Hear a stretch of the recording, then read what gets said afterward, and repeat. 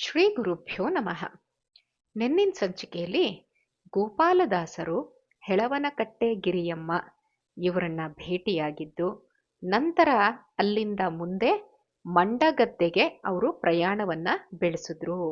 ಆ ಮಂಡಗದ್ದೆಗೆ ಪ್ರಯಾಣ ಬೆಳೆಸ್ಬೇಕಾದ್ರೆ ಗೋಪಾಲದಾಸರು ತಮ್ಮಂದ್ರಿಗೆ ಕೆಲವೊಂದು ಇನ್ಸ್ಟ್ರಕ್ಷನ್ಸ್ಗಳನ್ನ ಹೇಳ್ತಾರೆ. ಯಾವುದೇ ಹಣ ಏನಾದ್ರೂ ಕೂಡ ಬಂದರೂ ಕೂಡ ಆ ಭೀಮ ನೋಡ್ಬೇಕಾದ್ರೆ ಅದನ್ನೆಲ್ಲ ತಂದು ಗೋಪಾಲದಾಸರಿಗೆ ಕೊಡಬೇಕು ಅಂತ. ಭೀಮ ಆ ಕಡೆ ಹೋದ್ಮೇಲೆ ವಾಪಸ್ ತಕೊಂಡು ಮತ್ತೆ ಭೀಮ ನೋಡ್ಬೇಕಾದ್ರೆ ನನಗೇ ತಂದು ಕೊಡ್ಬೇಕು ಅಂತ ದಾಸರು ಹೇಳ್ತಾ ಇರ್ತಾರೆ. ಇದರಿಂದ ತಮ್ಮಂದ್ರು ಹೆದರಿಕೆ ಆದಾಗ ಏನು ತಲೆ ಕೆಡಿಸ್ಕೋಬೇಡಿ, ಯಾಕಂದ್ರೆ ನಾವು ಹೋಗ್ತಾ ಇರೋದು ಭಗವಂತನ ದರ್ಶನಕ್ಕೆ. ಭಗವಂತನ ದರ್ಶನ ಮಾಡಬೇಕು ಅಂತ ನಾವು ಹೋದಾಗ ನಮ್ಗೆ ಯಾವುದೇ ರೀತಿ ವಿಘ್ನಗಳು ಅನ್ನುವಂಥದ್ದು ಬರೋದಿಲ್ಲ. ಬರೀ ಈ ಕೃತಿಗಳು ಏನು ಉಗಾಭೋಗವನ್ನ ಬರೆದು ಕೊಟ್ಟಿದ್ದಾರೆ ಅದು ಬರೀ ಅಕ್ಷರಗಳಲ್ಲ, ಅದು ಶಬ್ದಗಳಲ್ಲ, ಅದು ಮಂತ್ರಾಕ್ಷರಗಳು ಅಂತ ಹೇಳಿ ಪರಮಾತ್ಮನೇ ನಮ್ ಜೊತೆಗಿದ್ದಂಗೆ ನೋಡ್ತಾ ಇರು ಮುಂದೇನಾಗತ್ತೆ ಅಂತ ಗೋಪಾಲದಾಸರು ಹೇಳ್ತಾ ಇದ್ದ ಹಾಗೇನೆ ಯಾರೋ 4-5 ಜನ ಎದುರುಗಡೆ ಬಂದು ಗೋಪಾಲದಾಸರಿಗೆ ನಮಸ್ಕಾರ ಮಾಡ್ತಾರಂತೆ. ಸದ್ಬುದ್ಧಿ ಪ್ರಾಪ್ತಿರಸ್ತು ಅಂತ ಗೋಪಾಲದಾಸರು ಆಶೀರ್ವಾದ ಮಾಡ್ತಾರೆ. ಸದ್ಬುದ್ಧಿ ಅವ್ರಿಗೆ ಬಂದಿಲ್ಲ, ಯಾಕಂದ್ರೆ ಅವರೆಲ್ಲ ದುರ್ಬುದ್ಧಿಯಿಂದ ಬಂದಿರೋರು. ದಾಸರು ಮತ್ತೆ ಅವರ ಪರಿವಾರದವ್ರನ್ನ ದರೋಡೆ ಮಾಡಬೇಕು ಅಂತ ಬಂದಿರುವಂಥವ್ರು. ಹಾಗಾಗಿ ಇಂಥವ್ರಿಗೆ ದಾಸರು ಸದ್ಬುದ್ಧಿ ಪ್ರಾಪ್ತಿರಸ್ತು ಅಂತ ಆಶೀರ್ವಾದ ಮಾಡಿದಾಗ ಯಾಕೋ ಅವ್ರಿಗೆ ಸರಿ ಕಾಣ್ಲಿಲ್ವಂತೆ. ಮನಸ್ಸು ಯಾಕೋ ಒಂಥರ ಹೆದರಿಕೆ ಆಗುತ್ತಂತೆ. ಇಷ್ಟಾರ್ಥ ಸಿದ್ಧಿರಸ್ತು ಅಂತ ಆಶೀರ್ವಾದ ಮಾಡಿ ಅಂತ ಹೇಳಿ ಮುಖಂಡ ವಿನಂತಿ ಮಾಡ್ಕೋತಾನಂತೆ. ಗೋಪಾಲದಾಸರು ಆ ಮುಖಂಡ, ಲೀಡರ್ ಆಫ್ ದ ಟೀಮ್, ಅವನನ್ನ ನೋಡ್ತಾರೆ. ಕಾಲಲ್ಲಿ ಕಾಲಲ್ಲಿ ತೊಟ್ಟಿರುವಂತ ಚಪ್ಲಿಯಿಂದ ಮೇಲೆ ಜರ್ತಾರಿ ರುಮಾಲ್ ಹಾಕೊಂಡಿರ್ತಾನೆ ತಲೆಯಲ್ಲಿ, ಅಲ್ಲಿ ತನಕ ನೋಡ್ತಾರೆ. ಅಂದ್ರೆ ಕಾಲಿಂದ ತಲೆ ತನಕ ಪರೀಕ್ಷೆ ಮಾಡ್ತಾರೆ ಗೋಪಾಲದಾಸರು.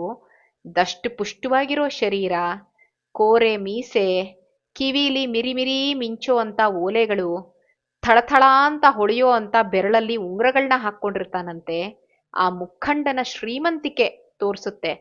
ಆದ್ರೂ ಕೂಡ ಮುಖದಲ್ಲಿ ತುಂಬಾ ವಿನೀತವಾಗಿ ಹಂಬಲ್ ಇದನ್ನ ಭಾವವನ್ನ ತೋರಿಸ್ತಾ ಇದ್ದಾನೆ. ಯಾಕಂದ್ರೆ ಶುದ್ಧವಾಗಿರೋ ಚಿನ್ನಕ್ಕಿಂತ ನಕಲಿ ಚಿನ್ನನೇ ಮಿರಿ ಮಿಂಚೋ ಅಂತದ್ದು ಅಂತ. ಅದಕ್ಕೆ ಅಷ್ಟೊಂದು ವಿನಯದಿಂದ ಆ ಮುಖಂಡ ಗೋಪಾಲದಾಸರಲ್ಲಿ ವಿನಂತಿ ಮಾಡ್ತಾನೆ, ನನ್ನ ಹೆಸರು ಭೀಮಣ್ಣ.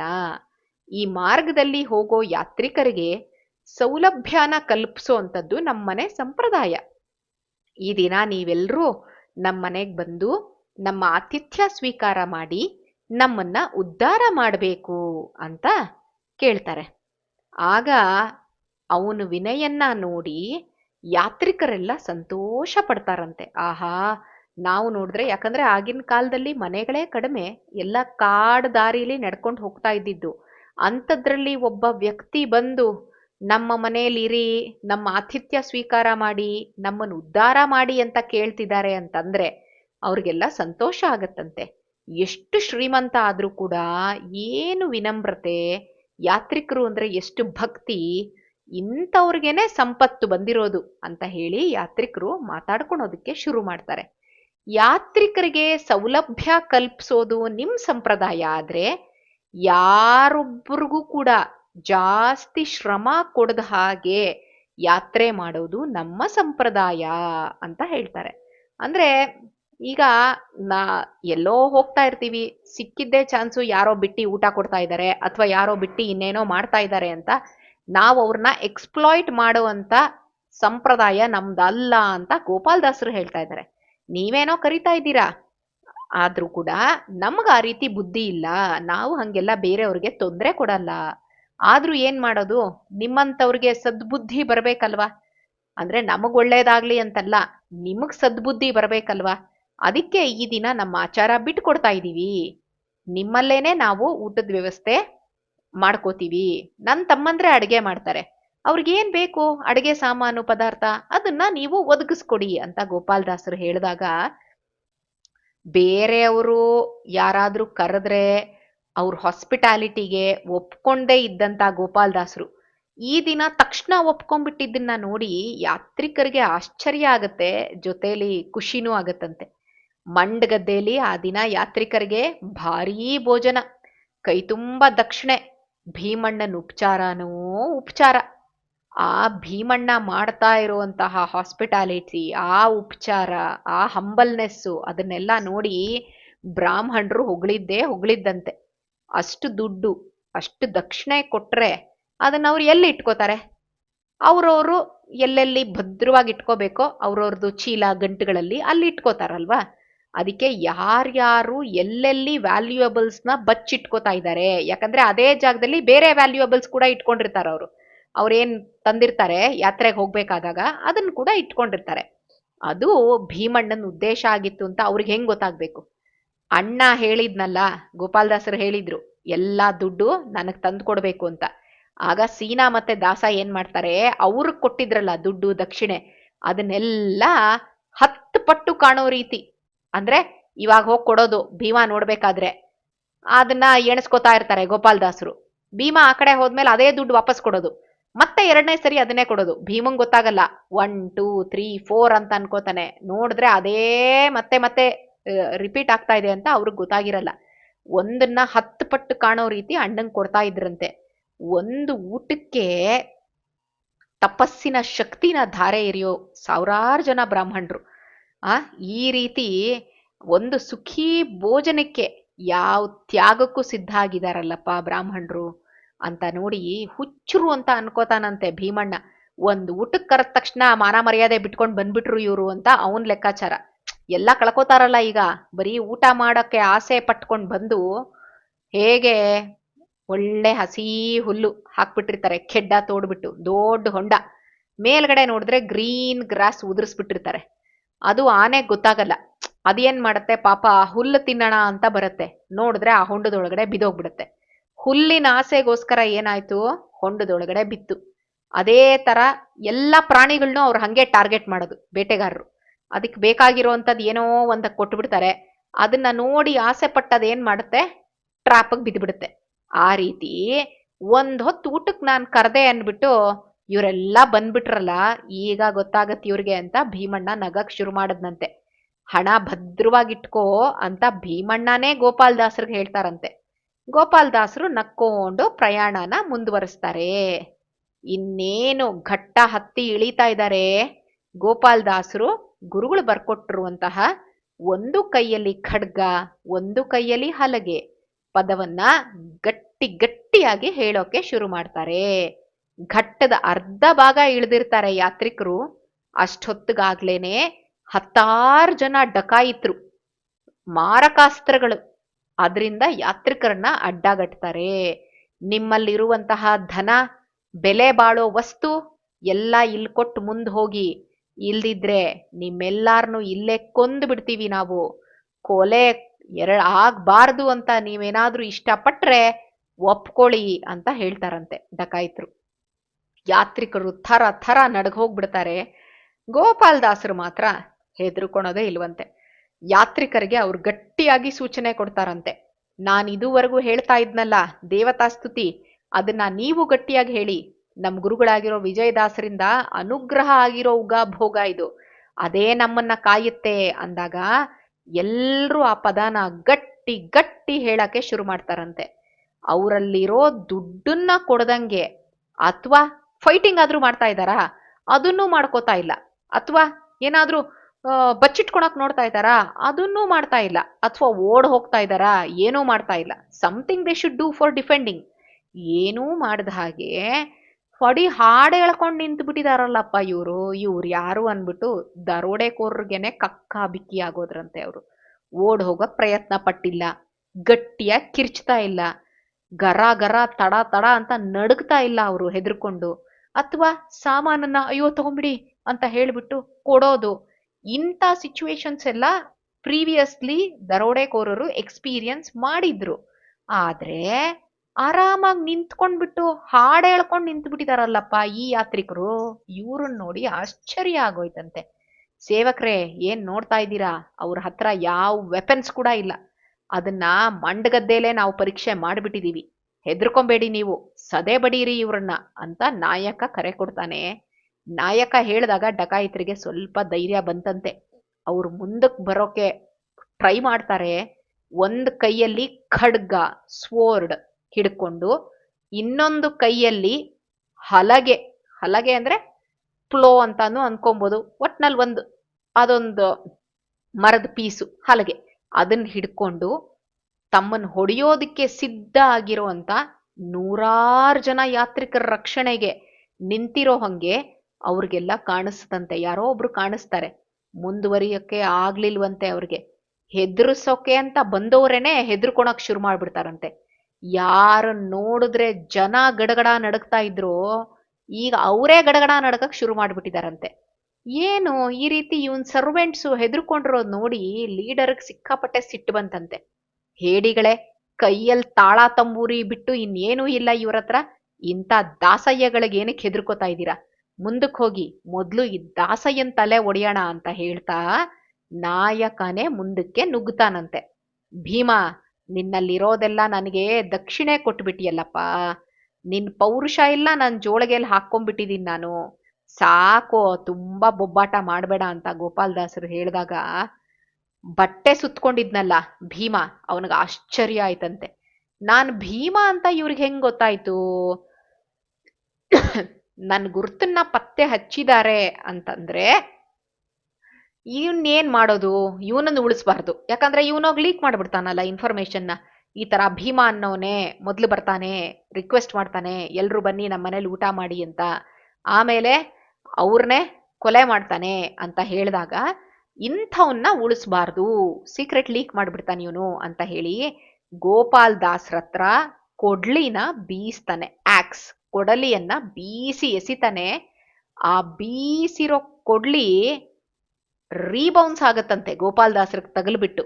ಅದು ಹೇಗಿತ್ತು ಅಂದ್ರೆ ರೀಬೌನ್ಸ್ ಆಗ್ಬೇಕಾದ್ರೆ it was harder than the diamond, ವಜ್ರಕ್ಕಿಂತ ಕಠಿಣವಾಗಿತ್ತಂತೆ ಗೋಪಾಲ್ ದಾಸರದು ಶರೀರ. ಅಂದ್ರೆ ಬಂಡೆಗೆ ತಗ್ಲಿದ್ರೆ ಒಂದು ಕೊಡ್ಲಿ ಹಾಕಿದ್ರೆ ಏನಾದ್ರೂ ಆಗತ್ತಾ, ಏನೂ ಆಗಲ್ಲ, ಹಾಗಿತ್ತಂತೆ. ಕಲ್ಲಿಗೆ ತಗ್ಲಿ ಚೂಪ್ ಹೆಂಗ್ ಕಳ್ಕೊಂಡ್ಬಿಡತ್ತೆ ಒಂದೊಂದ್ಸರಿ, ಶಾರ್ಪ್ನೆಸ್ ಹೊಟ್ಟೋಯ್ತಲ್ಲ, ಆ ಕೊಡ್ಲಿ ಮೊಂಡಾಯ್ತು ಹೊರತು ಗೋಪಾಲ್ ದಾಸರಿಗೆ ಏನೂ ಆಗ್ಲಿಲ್ಲ. ಅದು ಮತ್ತೆ ರೀಬೌನ್ಸ್ ಆಗಿ ಭೀಮಣ್ಣನ್ ತಲೆಗ್ ತಗ್ಲಿ ರಕ್ತ ಚಿಮ್ಮತಂತೆ. ಗೋಪಾಲ್ ದಾಸರೇನು ಪ್ರೊಟೆಸ್ಟ್ ಮಾಡಿಲ್ಲ, ಅವರಷ್ಟಕ್ಕವರು ಹಾಡ್ಕೊಂಡೇ ಇದ್ರಂತೆ. ನಾಯಕಂದು ಲೀಡರ್ ತಲೆಯಲ್ಲಿ ರಕ್ತ ನೋಡಿ ಡಕಾಯಿತರಿಗೆ ತುಂಬಾ ಸಿಟ್ಟು ಬಂತಂತೆ.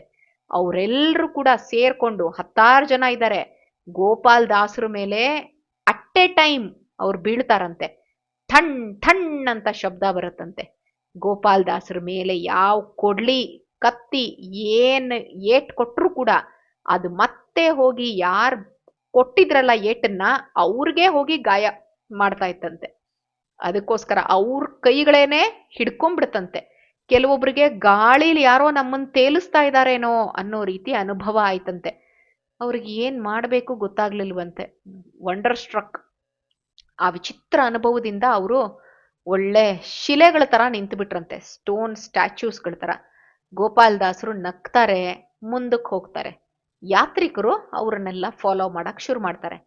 ಡಕಾಯಿತ್ರು ಅಂಡ್ ಗ್ಯಾಂಗ್ ಮಾತ್ರ ಶಿಲೆಗಳ ತರ ನಿಂತೇ ಇರ್ತಾರಂತೆ. ಯಾತ್ರಿಕರು ಸ್ವಲ್ಪ ಮುಂದೆ ಹೋದ್ಮೇಲೆ ಡಕಾಯಿತರಿಗೆ ಪ್ರಜ್ಞೆ ಬಂದಂಗ ಆಯ್ತಂತೆ. ಆಗಿರೋದೆಲ್ಲ ಭ್ರಮೆ, ಅವ್ರನ್ನ ಮುಂದೆ ಹೋಗೋಕೆ ಬಿಡಬಾರ್ದು ಅಂತ ಭೀಮಣ್ಣ ಹೇಳ್ತಾನೆ. ತಂಡದವ್ರಿಗೆ ಧೈರ್ಯ ಹೇಳಿ ಮತ್ತೆ ಅವ್ರನ್ನ ಫಾಲೋ ಮಾಡಕ್ ನೋಡ್ತಾನೆ. ಭರ್ಜಿ ಹಿಡಿದು ಗೋಪಾಲ್ ದಾಸರನ್ನ ಚಚ್ಚು ಬಿಡ್ಬೇಕು ಅಂತ ಭೀಮಣ್ಣ ಮುಂದಕ್ಕೆ ಹೋಗ್ತಾನೆ. ಮುಂದಕ್ಕೆ ಹೋಗಕ್ ಹೋದ್ರೆ ಅವನ್ ಕಾಲೇ ಅವನನ್ನ ಹಿಡ್ಕೊಂಡಂಗ ಆಗತ್ತಂತೆ. ಕೈಗಳು ಸ್ವಾಧೀನ ತಪ್ಪೋಗ್ಬಿಟ್ಟಿರ್ತಂತೆ. ಡಕಾಯಿತ್ರಿಗೆಲ್ಲ ಕೈಕಾಲ್ ಪೂರ್ತಿ ಸ್ವಾಧೀನ ಕಳ್ಕೊಂಡ್ಬಿಟ್ಟಿರ್ತಾರೆ, ಪ್ಯಾರಲೈಸ್ ಆದಂಗ ಆಗ್ಬಿಟ್ಟಿರ್ತಾರೆ ಅವರು. ಮುಂದೆ ಮುಂದೆ ಪ್ರಯಾಣಿಕರು ಮುಂದೆ ದೇ ಆರ್ ಪಾಸಿಂಗ್ ಆನ್. ಭೀಮಣ್ಣಂಗೆ ಕೈಕಾಲ್ ಸ್ವಾಧೀನದಲ್ಲಿಲ್ಲ, ಅವನು ಫೆಲೋ ಡಕಾಯಿತ್ರುಗಳಿಗೂ ಕೂಡ ಕೈಕಾಲ್ ಸ್ವಾಧೀನದಲ್ಲಿಲ್ಲ. ಯಾರಿಗೇನ್ ಮಾಡ್ಬೇಕು, ಕೈಯೇ ಕಾಲೇ ಹೇಳ್ತಾ ಇಲ್ವಲ್ಲ, ಏನ್ ಅಟ್ಟಿಸ್ಕೊಂಡು ಹೋಗ್ತಾರೆ. ಗೋಪಾಲ್ ದಾಸರು ನಿಧಾನಕ್ಕೆ ಹೋಗ್ತಾ ಇದ್ದಾರೆ.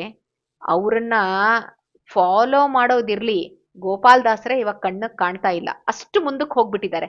ಯಾಕಂದ್ರೆ ಇವಾಗೆಲ್ಲ ಯಾರು ಕಾಣಿಸ್ತಾ ಇದ್ದಾರೆ ಇವ್ರಿಗೆ ಅಂದ್ರೆ ಕೈಯಲ್ಲಿ ಖಡ್ಗ ಮತ್ತೆ ಹಲಗೆ ಹಿಡ್ದಿರುವಂತ ಸಾವಿರಾರು ಜನ ಸೋಲ್ಜರ್ಸ್ ಕಾಣಿಸ್ತಾ ಇದಾರಂತೆ ಡಕಾಯಿತರಿಗೆ. ಭೀಮಣ್ಣಂಗೆ ಆಶ್ಚರ್ಯ ಆಗೋಯ್ತಂತೆ. ನಾನ್ ಈ ದಿನ ಯಾರನ್ನ ಫೇಸ್ ಮಾಡದೆ, he is not an ordinary person, not an ordinary pilgrim. ಅವನು ಮಾಮೂಲಿ ಯಾತ್ರಿಕ ಅಲ್ಲ, ಅವನು ದೊಡ್ಡ ಸಾಧಕನೇ ಇರಬೇಕು. ಯಾಕಂದ್ರೆ this was the first time in his life time ಇಂಥ ವ್ಯಕ್ತಿನ ಅವ್ನು ನೋಡಿರುವಂಥದ್ದು. ಮಂದ ಬುದ್ಧಿಗೆ ಅದು ಹೊಳಿದೇ ಹೋಗ್ಲಿಲ್ವಂತೆ. ಅಷ್ಟ್ರ ಮಟ್ಟಗಾದ್ರೂ he has got some common sense. ಬರ್ತಾ ಬರ್ತಾ ಯಾತ್ರಿಕರ ತಂಡ ಕಣ್ಣಿಗೆ ಕಾಣಿಸ್ದಂಗ ಆಗೋಯ್ತು. ಮುಂದಕ್ಕೆ ಹೋಗೋದಿರ್ಲಿ, ಅವ್ರ ಮನೆಗೆ ವಾಪಸ್ ಹೋಗೋದಕ್ಕೂ ಪಾಪ ಡಕಾಯಿತ್ರಿಗೆ ಆಗ್ತಾ ಇಲ್ಲ. ಅವ್ರೇನೋ ಮುಂದಕ್ಕೆ ಹೊಟ್ಟೋಗ್ಬಿಟ್ರು, ಯಾತ್ರಿಕರು ಅವ್ರ ಪಾಡಗವ್ರು ಹೋದ್ರು. ಇವ್ರು ವಾಪಸ್ ಹೆಂಗ್ ಹೋಗ್ತಾರೆ ಅದೂ ಆಗ್ತಾ ಇಲ್ಲ. ಅಸಹಾಯಕತೆ ಗೊತ್ತಾಯ್ತು. ಈ ದುರವಸ್ಥೆ ತೊಲಗ್ಬೇಕಂದ್ರೆ ಗೋಪಾಲ್ದಾಸರು, ಅಂದ್ರೆ ಅವ್ರಿಗೆ ಗೊತ್ತಿಲ್ಲ ಗೋಪಾಲ್ದಾಸರು ಅಂತ, ಅವ್ರ ಅನುಗ್ರಹ ಮಾಡ್ಲೇಬೇಕು ಅಂತ ಭೀಮಣ್ಣಂಗೆ ಹೊಳಿತಂತೆ. ಆದ್ರೆ ತುಂಬಾ ಮುಂದಕ್ಕೆ ಹೋಗ್ಬಿಟ್ಟಿದಾರಲ್ಲ, ಅವ್ರನ್ನ ಹೇಗ್ ಭೇಟಿಯಾಗೋದು, ಅವ್ರ ಹತ್ರ ಹೇಗ್ ಸಾರಿ ಕೇಳೋದು? ಅಲ್ಲೇ ಅಳ್ತಾ ಅಳ್ತಾ ಒದ್ದಾಡ್ತಾರಂತೆ ಎಲ್ರೂನು. ಆಗ ಒಂದು ಕೈಯಲ್ಲಿ ಖಡ್ಗ, ಒಂದು ಕೈಯಲ್ಲಿ ಹಲಗೆ. ಗೋಪಾಲ್ದಾಸರು ಹೇಳ್ತಾ ಇದ್ದಂತ ಹಾಡು ಸ್ವಲ್ಪ ಸ್ವಲ್ಪ ನೆನ್ಪಾಯ್ತಂತೆ ಭೀಮಣ್ಣಂಗೆ.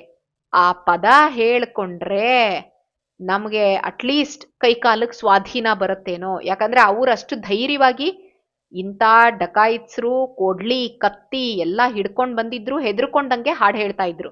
ನಾವು ಆ ಹಾಡು ಹೇಳಿದ್ರೆ ನಮ್ ಕೈಕಾಲ್ಗೂ ಸ್ವಲ್ಪ ಶಕ್ತಿ ಬರುತ್ತೇನೋ ಅಂತ ಭೀಮಣ್ಣಂಗೆ ಅನ್ನಿಸ್ತಂತೆ. ಸ್ವಲ್ಪ ಸ್ವಲ್ಪ ಏನೋ ಹೇಳ್ತಾನೆ, ಚುರ್ಚುರೇ ಚುರ್ಚುರೇ ಹೇಳ್ತಾ ಇದ್ದಂಗೆ ಮೈಯಲ್ಲೆಲ್ಲ ಒಳ್ಳೆ ರೋಮಾಂಚನ ಆಯ್ತಂತೆ. ಎಲ್ರು ಮತ್ತೊಂದ್ಸರಿ ಗಟ್ಟಿಯಾಗಿ ಹೇಳ್ತಾರಂತೆ. ಮಲಗಿದ್ದಲ್ಲೇ ಮುಂದಕ್ಕೆ ಸ್ವಲ್ಪ ಸ್ಕ್ರಾಲ್ ಆಗೋದಕ್ಕೆ ಅವ್ರಿಗೆ ಸಾಧ್ಯ ಆಯ್ತಂತೆ. ಇನ್ನೂ ಗಟ್ಟಿಯಾಗಿ ಹೇಳ್ತಾರಂತೆ. ಒಂದು ಕೈಯಲ್ಲಿ ಖಡ್ಗ, ಒಂದು ಕೈಯಲ್ಲಿ ಹಲಗೆ. ಇಷ್ಟೇ ಅವ್ರು ಹೇಳ್ತಾ ಇದ್ದಿದ್ದು. ಯಾಕಂದ್ರೆ ಅವ್ರು ಕೇಳಿಸ್ಕೊಂಡಿರೋದೆ ಪಾಪ ಇಷ್ಟು. ಅಷ್ಟ್ ಹೇಳ್ತಾ ಹೇಳ್ತಾ ಹೇಳ್ತಾ ಇದ್ದಾಗ ನಿಧಾನಕ್ಕೆ ಅವ್ರಿಗೆ ಸ್ವಲ್ಪ ಸ್ವಲ್ಪ ಸ್ವಲ್ಪ ಸ್ವಲ್ಪ ಶಕ್ತಿ ಬರೋದಕ್ಕೆ ಶುರುವಾಯ್ತಂತೆ. ಈ ಪದಾನ ಮೊದ್ಲು ಕೇಳಿದಾಗ ನಮ್ಗೆ ಯಾಕೆ ಇದ್ರ ಶಕ್ತಿ ಗೊತ್ತಾಗ್ಲಿಲ್ಲ ಅಂತ ಅನ್ಕೊಂಡು ಈಗ ಅವ್ರಿಗೆ ತಪ್ಪು ಮಾಡಿದೀವಿ ಅಂತ ಗೊತ್ತಾಯ್ತಂತೆ. ಪಶ್ಚಾತ್ತಾಪದಿಂದ ತುಂಬಾ ಮನ್ಸು ನೊಂದ್ಕೊಂಡ್ರಂತೆ.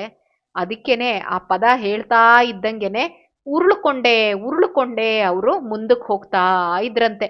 ಬಂಡೆ ಕಲ್ಲು ಎಲ್ಲ ಚುಚ್ಚಿಬಿಟ್ಟಿದೆ, ಮೈಯೆಲ್ಲ ರಕ್ತ, ಅದ್ಯಾವ್ದ್ರ ಪ್ರಜ್ಞೆ ಇಲ್ಲ. ಯಾಕಂದ್ರೆ ಅವರು ಉರುಳ್ಕೊಂಡು ಸ್ಕ್ರಾಲ್ ಮಾಡ್ಕೊಂಡೇನೆ ಅವರು ಮುಂದೆ ಮುಂದೆ ಹೋಗ್ತಾ ಇದ್ರಂತೆ. ಆಮೇಲೆ ನೋಡಿದ್ರೆ ಸರ್ಪ್ರೈಸು, ಗೋಪಾಲ್ದಾಸ್ರೆ ಹಿಂದಕ್ಕೆ ಓಡ್ ಬರ್ತಾ ಇದಾರಂತೆ. ಅವ್ರಿಗೆ ಜೀವ ಬಂದಂಗ ಆಯ್ತಂತೆ. ಯಾಕಂದ್ರೆ ತೆವಳ್ಕೊಂಡು ಹೀಗೆ ಹೋದ್ರೆ ಅವ್ರು ನಡ್ಕೊಂಡು ಹೋಗ್ತಾ ಇದಾರೆ, ಯಾವಾಗ ಅವ್ರನ್ನ ಭೇಟಿ ಆಗೋದು? ಅವರೆಲ್ಲರೂ ಗೋಪಾಲ್ದಾಸರ ಪಾದಕ್ಕೆ ಬಿದ್ದು ಅಳ್ಕೊಂಡಿರ್ತಾರಂತೆ. ಒಂಥರ ಸಮಾಧಾನ ಆಯ್ತಂತೆ. ಗೋಪಾಲ್ದಾಸರು ಹೇಳ್ತಾರಂತೆ, ನನ್ನ ಗುರುಗಳ ಪದಾನ ನೀವು ಹೇಳ್ತಾ ಇದ್ದೀರಾ, ಎಲ್ಲಿ ನನ್ನ ಗುರುಗಳ ಸ್ತುತಿ ಆಗುತ್ತೋ, ಎಲ್ಲಿ ನನ್ನ ಗುರುಗಳ ಸಾಹಿತ್ಯದ ಪಠಣೆ ಆಗುತ್ತೋ ಅಲ್ಲೆಲ್ಲ ನಾನು ಬಂದೇ ಬರ್ತೀನಿ. ನೀವ್ ಆ ಪದಾನ ಹಾಡ್ತಾ ಅಲ್ಲೇ ಮಲಗ್ಬಿಟ್ಟಿದ್ರು ಕೂಡ ನಾನೇ ಬರ್ತಾ ಇದ್ದೆ. ಸುಮ್ಮನೆ ಪಾಪ ಶ್ರಮ ತಕೊಂಡು ಮೈಗೆಲ್ಲ ಕಲ್ಲು ಎಲ್ಲ ಚುಚ್ಕೊಂಡು ರಕ್ತ ಬರ್ಸ್ಕೊಂಡು ಬಂದಿದ್ದೀರಾ ಇಲ್ಲಿ ತನಕ ಅಂತ ಹೇಳಿ ಅವರೆಲ್ಲಾರನ್ನು ಏಳ್ಸಿ ಕೂಡಿಸ್ತಾರಂತೆ. ಅಂದ್ರೆ ವಿಜಯದಾಸರ ಬಗ್ಗೆ ನಾವು ಮಾತಾಡಿದ್ರು ಕೂಡ, ವಿಜಯರಾಯರೇ ಅಂತ ಹೇಳಿದ್ರು ಕೂಡ, ವಿಜಯದಾಸರದು ಕೃತಿಗಳನ್ನ ಅವ್ರು ರಚನೆ ಮಾಡಿರುವಂಥದ್ದನ್ನ 4 ಕೃತಿಗಳನ್ನ ನಮ್ಮ ಬಾಯಲ್ಲಿ ಹೇಳಿದ್ರು ಕೂಡ ಗೋಪಾಲ್ದಾಸರು ಅಲ್ಲಿ ಇರ್ತಾರೆ. ಇದು ಗೋಪಾಲ್ದಾಸರು ಡಕಾಯಿತರಿಗೆ ಹೇಳಿದ ಮಾತು. ಡಕಾಯಿತರು ಇನ್ನೊಬ್ರು ತಲೆ ಒಡೆಯುವಂಥವ್ರು, ಅವ್ರಿಗೆ ಹೇಳ್ತಾ ಇದ್ದಾರೆ, ನನ್ನ ಗುರುಗಳು ಎಲ್ಲಿ ಪಠಣೆ ಆಗುತ್ತೋ ಸಾಹಿತ್ಯ ಅಂಥ ಕಡೆ ನಾನ್ ಬರ್ತೀನಿ ಅಂತ. ಹಾಗೆ ಸೀನಣ್ಣ ದಾಸಣ್ಣಂಗೆ ಆಶ್ಚರ್ಯ ಆಗೋಯ್ತಂತೆ. ಯಾರ್ ಕೊಲ್ಲಕ್ ಬಂದಿದ್ರೋ ಅವ್ರನ್ನ ದೂರದಿಂದ ನೋಡ್ಬಿಟ್ಟು ನಮ್ಮ ಅಣ್ಣ ಹಿಂದಕ್ಕೆ ಯಾಕೆ ಓಡ್ತಾ ಇದ್ದಾನೆ, ಗುರು ಭಕ್ತಿ ಹೇಗಿರ್ಬೇಡ. ಅದು ಗೋಪಾಲ್ದಾಸರು ಭಕ್ತಿಯಲ್ಲಿ ಭಾಗಣ್ಣ ಅಂತ ಅದಕ್ಕೆ ಕರೆಯೋದು.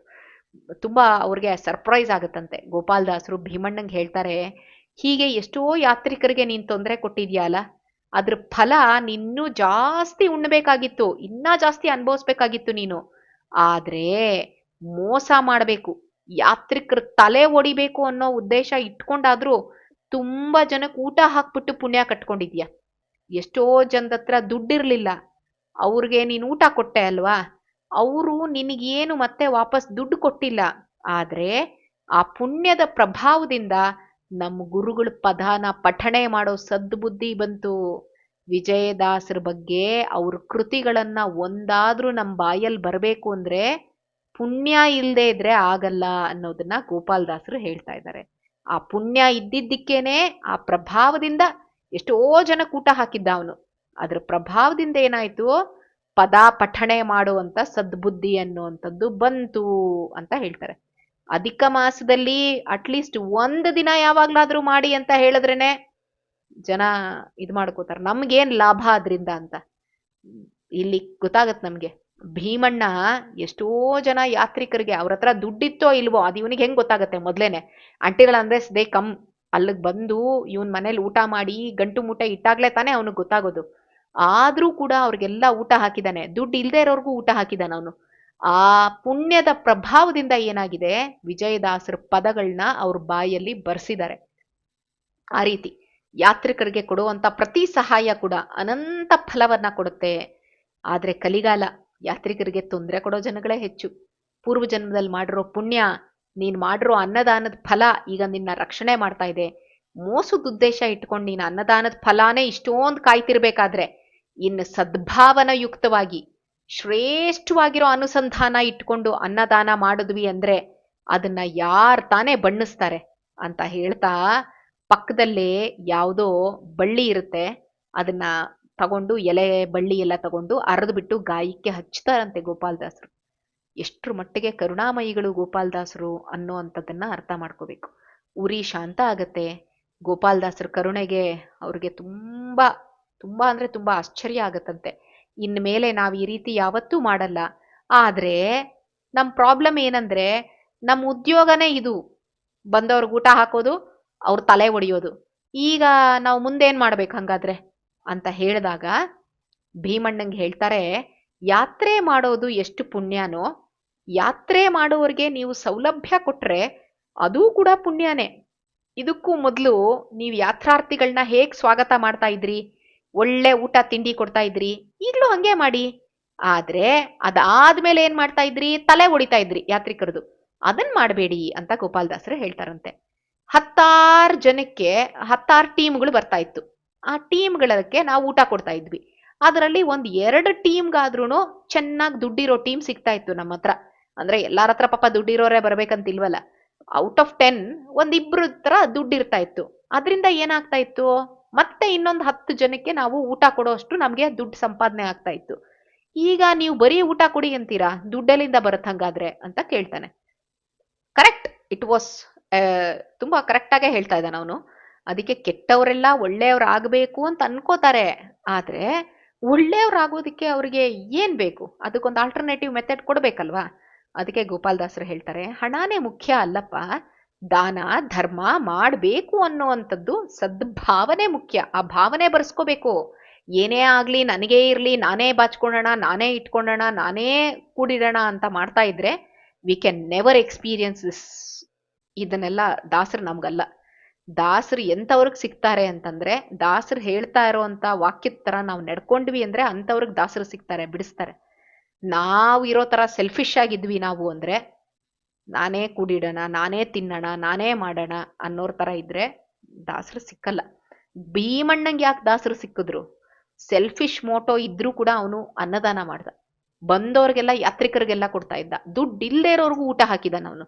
ಅದಕ್ಕೆ ಗೋಪಾಲದಾಸರು ಹೇಳ್ತಾ ಇದ್ದಾರೆ, ಹಣ ಮುಖ್ಯ ಅಲ್ಲಪ್ಪ, ದಾನ ಧರ್ಮ ಮಾಡಬೇಕು ಅಂತ ಸದ್ಭಾವನೆ ಬರಬೇಕು, ಅದು ಮುಖ್ಯ.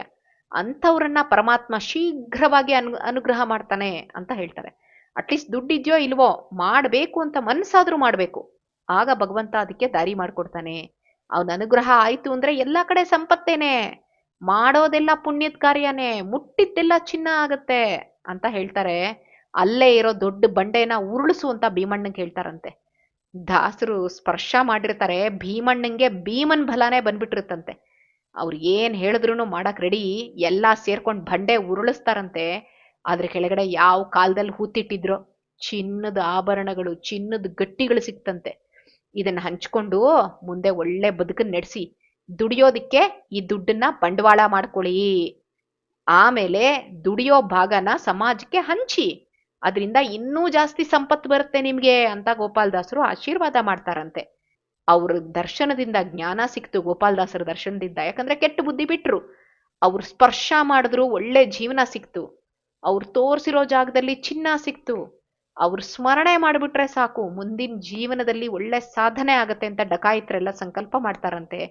ಜೈ ಗೋಪಾಲ ವಿಠಲ ಅಂತ ಯಾತ್ರಿಕರು ಪ್ರಯಾಣ ಮುಂದುವರಿಸ್ತಾರೆ. ಜೈ ಗೋಪಾಲದಾಸ ಗುರುವರ್ಯ ಅಂತ ನಮಸ್ಕಾರ ಮಾಡ್ತಾ ಅವರೆಲ್ಲ ಅಲ್ಲಿಂದ ವಾಪಸ್ ಹೋಗ್ತಾರೆ. ಆವತ್ತಿಂದಾನೇ ಅವ್ರ ಜೀವನ ಇಂದಿರಾ ರಮಣ, ಯಾರು? ಭಗವಂತ ನಾರಾಯಣ. ಇಂದಿರೆ ರಮಣ ಪತಿ ನಾರಾಯಣ ಅಥವಾ ವಿಷ್ಣು, ಅವನು ಪ್ರೀತ್ಯರ್ಥವಾಗಿ ಅವನು ಯಾವ ದಾರಿಲಿ ನಡೆದ್ರೆ ಖುಷಿ ಆಗ್ತಾನೆ ಆ ದಾರಿಲೇ ನಡೀತು ಅಂತ ಬೇರೆ ಹೇಳಬೇಕಾಗಿಲ್ಲ. ಯಾಕಂದ್ರೆ ಗೋಪಾಲದಾಸರು ಇಷ್ಟೆಲ್ಲ ಟ್ರಾನ್ಸ್ಫಾರ್ಮೇಶನ್ ಮಾಡಿದ್ದಾರೆ ಅಂತಂದ್ರೆ ಡೆಫಿನೆಟ್ ಆಗಿ ಅವರು ಗೋಪಾಲದಾಸರು ಹೇಳಿರುವಂತಹ ದಾರಿಯಲ್ಲಿ ನಡೆದು ಒಳ್ಳೆ ರೀತಿಯಂತಹ ಸದ್ಗತಿಯನ್ನ ಅವ್ರು ಪಡಿತಾರೆ ಅನ್ನುವಂಥದ್ದನ್ನ ಇಲ್ಲಿಗೆ ಹೇಳ್ತಾ ಇವತ್ತಿನ ಸಂಚಿಕೆಯನ್ನ ಮುಗಿಸೋಣ. ಮಧ್ವಾಂತರ್ಗತ ಶ್ರೀಕೃಷ್ಣ ಅರ್ಪಣ ವಸ್ತು.